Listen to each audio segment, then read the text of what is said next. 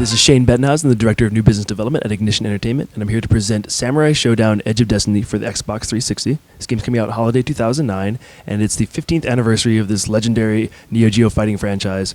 But as you'll see, the game has changed a lot. It's now a 3D fighting game. It takes a few pages from Soul Calibur, a few from Mortal Kombat, a little bit of Bushido Blade, because now it's a very lethal, high-risk, very violent fighting game. Why don't you show me how strong you are?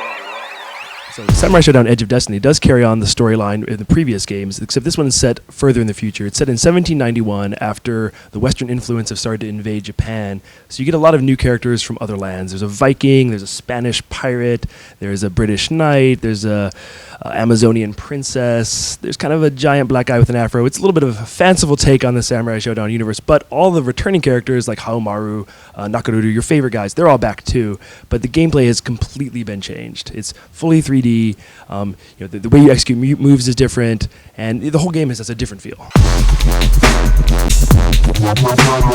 Yeah, we're not really going to the full online speed of this game, but it will have online play over Xbox Live. I think the feature set will be kind of similar to what you're seeing in King of Fighters 12 in terms of lobbies, but in terms of downloadable characters, extra content like that, that's still to be determined.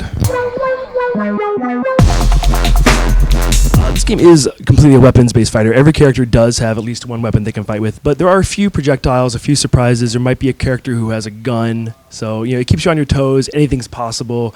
Characters like Nakaruru, she has her bird she can summon. So some of the traditional attacks are back, but if you're a fan of the old games, you will have to relearn. There's a lot of new surprises here. It's a new Samurai Shodown.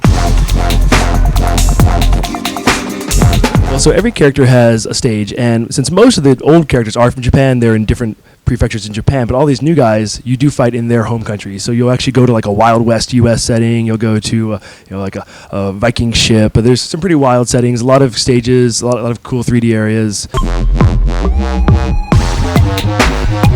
The character art was handled by one of the previous Samurai Shodown artists. She's actually quite talented, but the in-game art is much more realistic and less anime influenced. So it kind of has a grittier, more real-life feel.